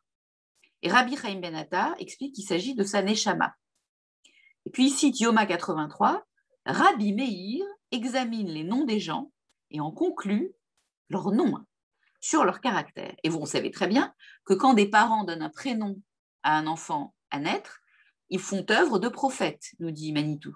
C'est-à-dire qu'ils sentent la qualité, pas au sens, la nature de la Neshama de l'enfant à naître. C'est vraiment des prophètes, là, ils traversent le miroir. Donc, une définition d'être mort, ce serait d'être aimanté par la destructivité. Voilà. De même que on dit mitzvah goreret mitzvah et avera goreret avera. Ça ne veut pas dire plus tu fais des mitzvot, plus tu vas avec quelqu'un de bien, et plus tu détruis, et enfin plus tu n'es pas dans la ligne du parti, et moins tu vas être dans la ligne du parti. Ça veut dire que, oui, il y a un effet de cercle vertueux et un effet de cercle, c'est vraiment Eros et Thanatos. Plus tu es dans Eros, plus tu vas être dans Eros. Hein, c'est un effet extraordinaire. Mais on voit bien, quand on est avec des gens joyeux, quand on est, voilà, on est de plus en plus joyeux. Et quand on est avec des gens plombés, pardon, on est plombé. Ou d'un moment, on n'en peut plus, quoi. Subitement, toutes nos pensées sombres sont là, à se bousculer, alors que ça allait plutôt bien avant. Dans la paracha va être Hanan. Moïse exhorte à la fidélité envers Dieu. Il rappelle les journées du Sinaï, etc. Donc, Rabbi Chaim Ben Attar s'arrête sur le verset 4.4 du Deutéronome. Et là, on va avoir une définition d'être vivant. On regarde une définition d'être mort. Et on va reprendre un passage qu'on a déjà étudié ensemble et qu'on va approfondir. Ve'atem hadvekim be'Hashem Elohechem, mais vous collez à Hachem Elohechem, chayim kulchem hayom. Vous êtes tous vivants aujourd'hui. Alors, on voit tout de suite qu'être vivant, ça ne se résume pas du tout, loin s'en faut, à manger, boire, se reproduire, etc. Et Berachot 18 est à nouveau cité, mais de manière plus profonde. Que nous dire Rabbi Chaim Ben Attar? Que le destructeur est mort, puisque c'est ça, Berachot 18, car la source dont il tire son énergie est elle-même morte. Et ce n'est pas évidemment de la magie, hein, parce que le judaïsme ne comprend rien à la magie, ce n'est pas une catégorie juive, c'est plutôt une catégorie anthropologique, psychique. La source dont il tire son énergie est elle-même morte, c'est la mort elle-même. Deutéronome 4.4, on lit que être en vie, c'est la conséquence d'avoir choisi de coller à la source de vie elle-même. C'est la conséquence d'un choix. Donc la deuxième étape du raisonnement, c'est la suivante. Qu'est-ce que coller à la source de vie? Et puis on parlera de Uverachta Bachaim juste après. Toujours Rabbi Chaim Ben Attar à propos de Deutéronome 4.4. Coller à la source de vie, on va pas à pas, c'est lui qui va pas à pas, c'est prendre le soin de se tenir à distance de la mort. Et c'est prendre le soin de choisir la vie à la place. Et ça moi je ne savais pas, c'est une définition d'être juste. Être un tzaddik, c'est prendre le soin de se tenir à distance de la mort et de choisir la vie à la place. Ce n'est pas forcément y arriver, mais c'est être obsédé par ça. Et ça, quand on fait ça, on est qualifié de chaim, c'est-à-dire de vivant. Et être qualifié de chaim, c'est être un juste, un homme ou une femme juste. Mais quel lien y a-t-il entre être juste ou être collé à Hachem Elohim et cultiver la vie? Quel est le lien? Être collé au Créateur, c'est être, puisque le Créateur, c'est celui qui révèle la loi morale, et puisque l'acte de création est moral par nature, puisqu'il s'agit de donner, et que les deux sont indissociés dans la civilisation hébraïque, puisque le Créateur, encore une fois, est celui qui révèle la loi morale, être collé au Créateur, c'est être collé à la révélation de la loi morale. Illustration, oui, c'est vrai, c'est bien la loi morale, c'est-à-dire les 10 paroles qu'on entend dans Béréchit, qui constituent le tissu même du monde, qu'on entend dans Béréchit et qu'on entend sur le mont Sinaï. Parce que le monde est tissé des paroles divines, et que les paroles divines, ce sont des paroles de Torah, c'est-à-dire des paroles d'enseignement ou de loi morale. Donc, protéger ou augmenter la vie, c'est coller au souci moral. Et coller, et c'est encore quelque chose de très physique, coller, hein, coller au souci moral, c'est se tenir à distance de la mort. Donc, une définition d'être vivant, c'est coller à la loi morale, parce que la loi morale est la matrice du monde. Et donc, je n'ai pas pu m'empêcher de voir là l'occasion de me plonger dans la lecture de ce verset célébrissime de Deutéronome 30-19.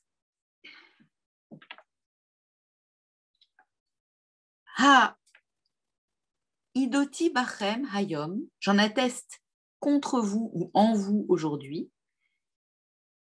Et hashamaim vet haaretz, le ciel et la terre. Je ne sais pas très bien ce que ça veut dire, mais bon. Achaim vehamavet natati lifnecha. J'ai donné devant vous la vie et la mort. Habracha ve'aklala, la bénédiction et la malédiction. Uvacharta bachaim, et tu choisiras la vie, les ma'an tirye, pour que tu vives, atem vezar echa, toi et ta semence. Alors, j'ai pensé que ce verset, évidemment, est nous permettrait d'approfondir cette idée de coller au souci moral en choisissant la vie. Qu'est-ce que ça signifie que choisir la vie? Se tenir à distance de la mort, il y a là une explicitation de ce souci de se tenir à distance de la mort. J'ai regardé dans mes Mikrot Dolot et j'ai été assez étonnée et en même temps assez, c'est méchant, c'est horrible ce que je vais dire, assez ravie de voir que vraiment, vraiment, on pouvait toujours compter sur le Sfat Emet, qui est mon commentateur préféré, puisque j'ai trouvé le Sfat Emet, essentiellement dans les Mikrot Dolot, pas dans chaque. Et j'ai trouvé, quand même dans plein d'ouvrages aussi de mono, et j'ai trouvé Shimshon Raphaël. J'étais ravie aussi de trouver Shimshon Raphaël. À propos du début du verset qui est un peu énigmatique, Haïdoti bachem ayom alasha et hashamaim vet haaretz, on comprend quand même pas très bien ce que ça veut dire. Parce qu'en général, on traduit par j'en atteste contre vous aujourd'hui le ciel et la terre. Ça veut rien dire. Enfin, moi, je comprends pas ce que ça veut dire en tout cas. J'en atteste contre vous aujourd'hui le ciel et la terre. Par contre, le Sfat Emet explique de la façon suivante. Ha'idoti bachem ayom et hashamaim vet haaretz, pour lui, c'est j'amène le ciel et la terre pour témoigner de vous avec vous. C'est-à-dire, et hashamaim, peut-être il traduit par avec, avec le ciel et la terre. Donc j'amène, je les amène. Ha'idot, aide, témoignage, pour témoigner, bachem en vous, pas contre vous, aujourd'hui. J'amène le ciel et la terre pour témoigner de vous aujourd'hui. Et après, on y va. Se tenir à distance de la mort. Pour le Sfat Emet, c'est ne pas se laisser dominer par la destructivité. Même dans la nature, qui est dépourvue de libre arbitre, tout semble suivre la volonté divine. Il en va, a fortiori, ainsi pour les humains. Le problème, si on peut dire, c'est ce fameux libre arbitre qui définit notre humanité, qui nous distingue des anges, des animaux, etc. Notre seule tâche, c'est de ne pas se laisser submerger par Thanatos, alors que nous suivions naturellement le bien comme le font les autres créatures. C'est-à-dire que nous sentons bien qu'il y a un lien entre ce qui est juste et ce qui est la vie. L'idée du Sfat Emet, c'est que la destructivité n'est pas consubstantielle à l'humain. En effet, comme vous le savez, elle est héritée de l'ingestion de ce fameux fruit. Mais ce fameux fruit, comme le dit Léon Ashkenazi, il n'est pas sur l'arbre de la connaissance du bien et du mal. C'est une erreur de traduction fâcheuse, parce que quand on regarde bien les voyelles, on voit qu'il est écrit l'arbre du mélange, l'arbre du Tov Vara. C'est du bien et mal, dit Léon Ashkenazi. C'est pas du Tov et du Ra, c'est du Tov Vara, c'est-à-dire que c'est l'arbre de la confusion. C'est ça qu'on a ingéré. C'est-à-dire qu'on a envie, nous, de faire le bien. Évidemment qu'on a envie que tout soit génial et tout. Mais comme on ne sait pas très bien démêler les fils, de bonne foi comme d'habitude, toujours de bonne foi, on a l'impression que ce qu'on a choisi, là, l'option qu'on a prise, c'était la meilleure pour tout le monde. C'était la meilleure pour le groupe, c'était la meilleure pour dans le couple, c'était la meilleure pour les enfants, dans le travail, etc., pour soi-même. Parce qu'on n'a pas tout le savoir et que surtout on est juge et partie. Et comme dit le Talmud, un prisonnier ne peut pas se libérer tout seul.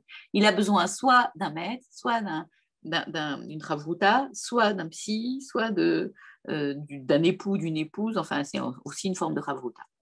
C'est ça qu'on a ingéré. On a ingéré la confusion, et c'est la source de tous les maux, la confusion.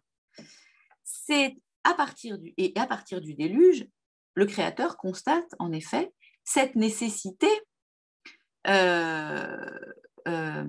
puisqu'il dit l'homme est mauvais, vous vous rappelez, hein, après le déluge, enfin au moment du déluge, Dieu dit l'homme est mauvais dès sa jeunesse. Mais moi je croyais au début qu'il contredisait Rousseau, si je puis dire, Kadosh Baruch Hu. Mais en fait, il dit pas dès sa naissance, il dit dès sa jeunesse. La jeunesse, Nahar, c'est à partir de la puberté. C'est-à-dire que jusqu'à la puberté, on est dans la réception. Hein, on reçoit. Mais à partir de la puberté, on peut donner. C'est pour ça que la bar mitzvah, c'est la possibilité de donner la vie et donc le devoir de se dégager de ce réflexe toujours de recevoir. Et la nécessité aussi de ne pas basculer dans le prendre, hein, que ce recevoir ne devienne pas un prendre, qui est la définition de la destructivité. Donc le travail d'humanisation, c'est de cracher précisément le morceau de pomme empoisonné de la confusion, puisque c'est pas une pomme, hein, on sait que c'est pas une pomme, mais donc je file la métaphore, il faut cracher le morceau de pomme empoisonné de la confusion précisément pour cultiver la vie et non pas par obéissance. Enfin, bien sûr, c'est pas pour être un gentil petit humain qu'il faut surtout pas manger du fruit. Il fallait pas ingérer la confusion. Et donc, pour cultiver la vie, c'est-à-dire pour engendrer, et vous savez qu'engendrer, ça signifie pas avoir des enfants dans le judaïsme, mais ça signifie se renouveler, les hitradesh. Bien sûr qu'il faut avoir des enfants, mais on ne se marie pas pour avoir des enfants. Puisque un homme qui a déjà eu 2 enfants, un fils et une fille, et qui est veuf, doit se remarier, ou qui divorce, doit se remarier. C'est une obligation. C'est donc pas pour avoir des enfants. Donc, en fait, là, on nous rappelle dans ce verset la véritable nature de l'humain, donc avant le fruit, tout comme celle des cieux et de la terre, d'ailleurs. On a d'autres explications du renvoi aux cieux et à la terre. Il y a une figure de style qui s'appelle le mérisme. Le mérisme, c'est de dénoncer 2 éléments opposés pour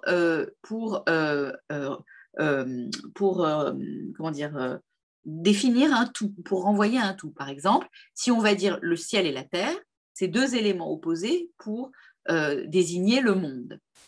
Et donc, quand il s'agit, là, ici, comme il s'agit des cieux et de la terre, on pourrait considérer qu'en fait, là, le monde est désigné.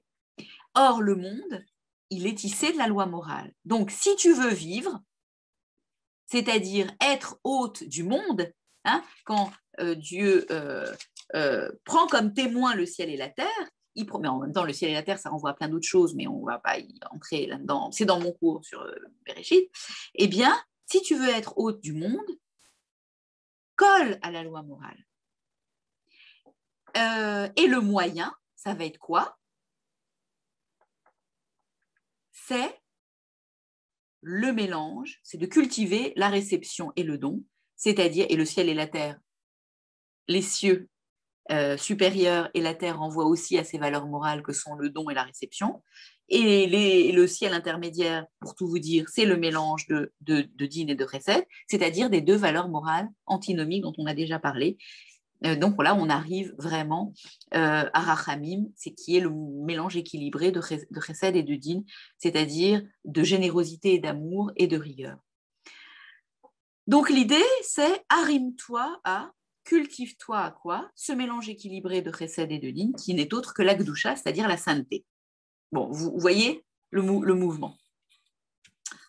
Et Shimshon Raphaël Hirsch, à propos de ce verset, qui procède toujours en établissant des parentés phonologiques, hein, vous vous rappelez, entre les consonnes, est allé regarder à quoi renvoie la racine chaya, la racine de l'iriot. Donc, chaya, a pour racine Chava ou Chiva, qui signifie exprimer, garder une pensée vivante. Donc ça veut dire à la fois vivre et exprimer. Il s'appuie sur Psaume 19.3, Yom la Yom, l'homme et les Yom, Habiya Omer, le jour en fait le récit au jour, ou on énonce le dire au jour, Velaila le Laila Yechave Da'at, et la nuit en transmet la connaissance, le savoir à la nuit. Donc, Chava, Chiva, vivre, exprimer. Et Rashi, et Shimshon Raphaël Hirsch cite Rashi à propos de ce psaume. Et il dit que l'œuvre de la création se renouvelle chaque jour, le soleil se couchant le soir pour se lever le matin, ce qui incite les hommes à exprimer leurs paroles de louange au fil des jours et des nuits, qui, en se succédant ainsi régulièrement, les poussent à formuler leurs éloges et leur gratitude. La gratitude, c'est reconnaître le fait qu'il y a un créateur. Et Yabia signifie aussi jaillir. Les paroles de louange jaillissent.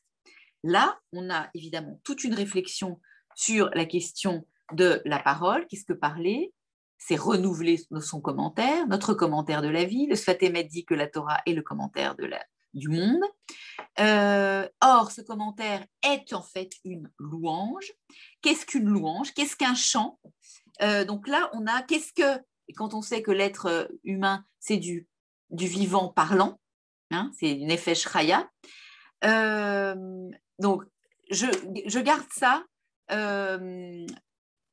ça en tête parce que quand il va s'agir d'ouvrir Shir Hashirim, et comme Shir Hashirim c'est un chant, la question du chant est une question très très compliquée et je la rencontre tout le temps à propos de la question de la parole.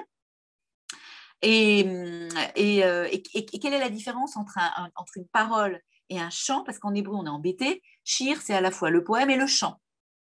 Et en français on sait bien qu'un chant c'est pas un poème, pas du tout même, parce que dans le chant il y a de la musique. Et le poème, il génère il a une musicalité qui ne s'appuie pas sur une musique sur de la musique. Bon.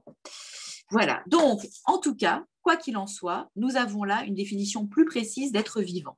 Être vivant, c'est renouveler son dire, sa parole, nouée au jaillissement du monde. La parole n'est vivante que si elle est inséparable de la loi morale vue en transparence du monde. En fait, si on scannait le monde, derrière le monde, on verrait la loi morale. Vous voyez l'image ? Donc, la parole n'est vivante que si elle est inséparable de la loi morale, vue en transparence du monde. La parole est le commentaire de l'articulation de la loi et du monde. Et donc, le destructeur est mort parce qu'il est aveugle, il ne voit pas la loi morale derrière le monde. Il est muet, il ne sait pas dire merci. N'oubliez pas que Yehudi a pour racine Hod, qui signifie remercier. Il ne sait pas dire merci, ni se dire dans le monde, ni se renouveler. Et il est sourd parce qu'il n'entend ni la parole de Dieu, ni le murmure des arbres. Pourquoi est-ce que dans Shir Hashirim, on est saturé de nature ? By the way, si je puis dire, je me tourne parce que le livre est là, le Lys dans la vallée, je ne sais pas ce qui m'a pris de le relire, est truffé d'allusions à Shir Hashirim.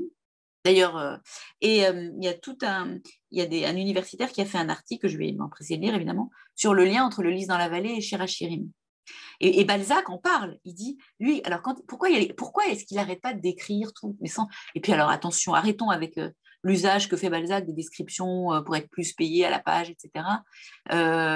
On sait très bien que les descriptions ont une fonction, bien sûr, et en particulier dans l'œuvre de Balzac. Mais là, les descriptions de la nature faites par Balzac, et il dit lui-même, il faudra approfondir. Donc, moi, je vais devoir étudier plus le Lys dans la vallée, juste aussi pour Shir Hashirim, c'est que la nature est une invitation à l'amour. On voit ça chez Victor Hugo, on voit ça chez Ronsard, on voit ça chez tous les grands poètes qu'on connaît, qu'on aime tant. Mais Balzac, il l'explique.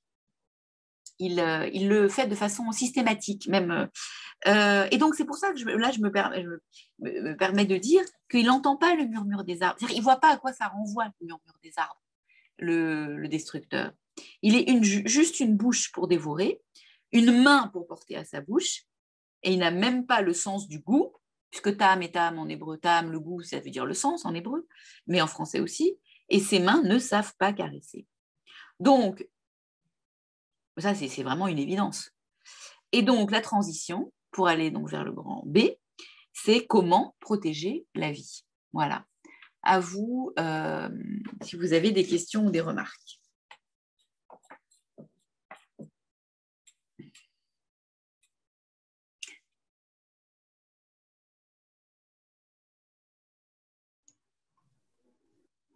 Ou des remarques, hein, des associations d'idées.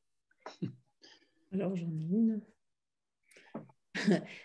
Tu m'as fait penser à ce joli midrash sur la mort de Moïse, Moïse qui ne veut pas mourir et c'est en particulier dans Tanhuma, et qui discute avec Dieu et qui dit non, encore un peu, mais attends, mais je veux bien ne plus être le grand, mais je voudrais rester en vie, etc. Puis finalement, ça se termine par le baiser de Dieu, où Dieu lui dit, tu ne vas pas mourir comme tout le monde. D'accord, je vais te faire une petite faveur, toi tu mourras autrement, mais tu es obligé de mourir quand même. Voilà, tu m'as fait penser à ça. Pourquoi ça t'a fait penser à ça? Ben parce que tu disais la vie, elle choisit la vie, etc. Mais Moïse, il a voulu choisir la vie, tu vois, puis Dieu lui a dit, bah non, il y a quand même un terme. Oui, c'est la question de l'éternité là qui est posée. Ouais. Voilà. C'est la question de l'éternité. Et c'est un problème connexe, c'est-à-dire que c'était pas encore pour l'instant, enfin, je puis dire, à l'époque de Moïse et encore jusqu'à présent, on n'est pas éternel.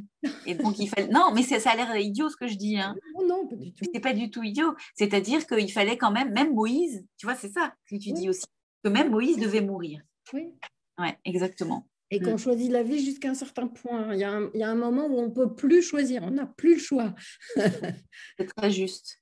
Et même quand on se bat contre nos déterminismes psychiques. Oui. Ou même guilgoulique, ça dépend de votre sensibilité. Oui, tout à fait. D'autres remarques? Merci beaucoup, Elisabeth.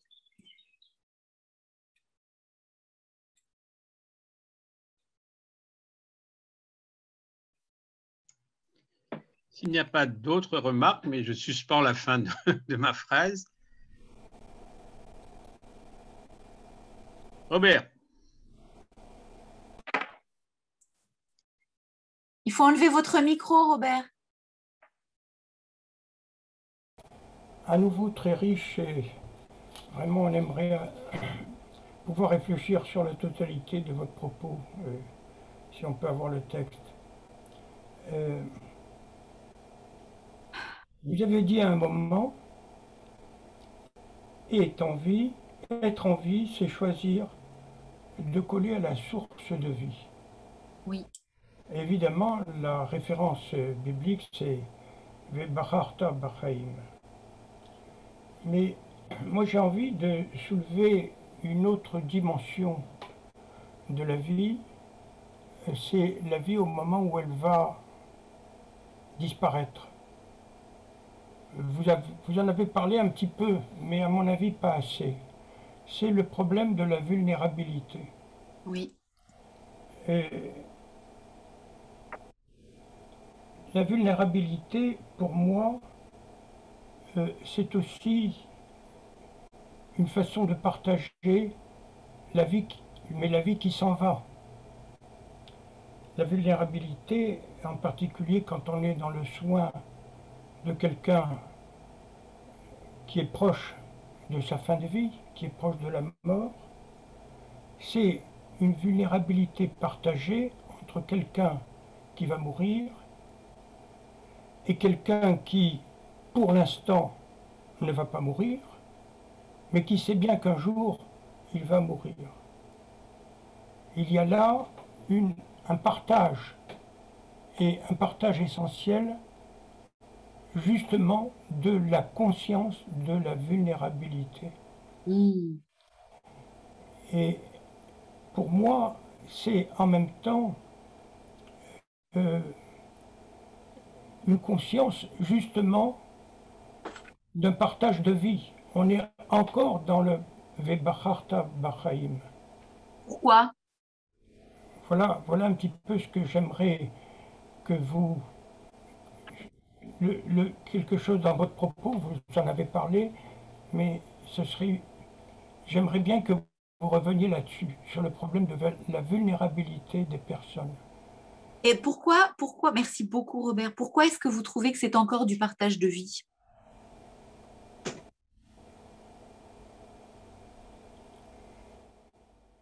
Parce que la vie est là tant qu'elle est là.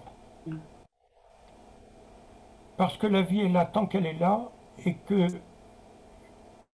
la personne qui est auprès du mourant est justement quelqu'un qui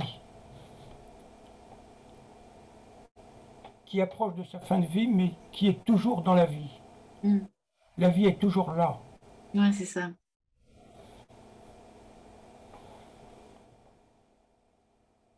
Qu'est-ce que vous auriez voulu que dans quelle direction auriez-vous voulu que j'aille pour compléter? La direction, c'est justement la vulnérabilité par rapport à la vie et par rapport à l'amour. Voilà trois réalités concrètes. Hein, je ne suis pas dans les mots. Ce sont des réalités concrètes et qui, en même temps, sont partagées. Et c'est ce partage qui est, pour moi, la loi morale. Vous avez parlé de la loi morale. C'est ce partage qui est la loi morale. Je comprends ce que vous dites. C'est très intéressant.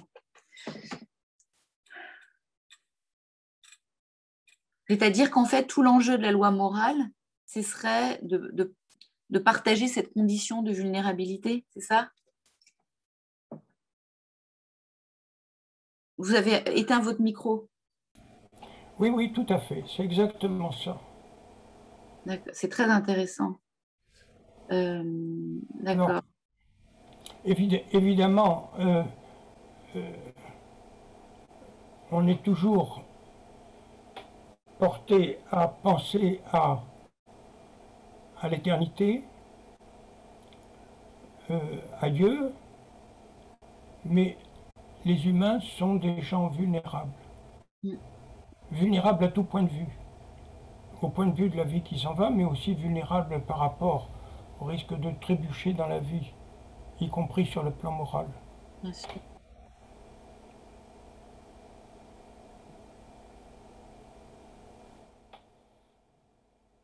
Merci beaucoup. Mais écoutez, je vais garder ça en tête.